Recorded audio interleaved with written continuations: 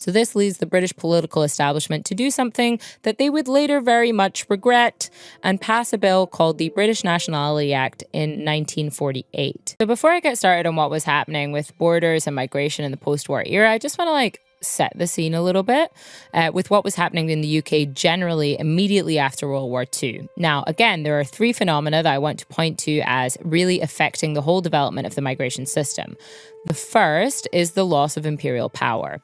So Britain throughout not just the Second World War, but also the First World War had this very bad habit of promising various people in colonized territories that they would have either full-blown independence or at least more control over the territory if they fought for the side of the British during said war. Imperial rule once Britain has achieved its desired outcome.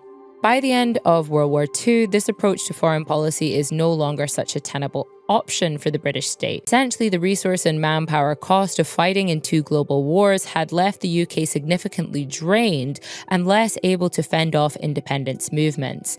And this context means that when Canada, a former British colony, passes its first Nationality Act in 1946, meaning in effect that the Canadian people would no longer be classed as British subjects, but as this new category of Canadian citizens, Britain totally fucking shits itself.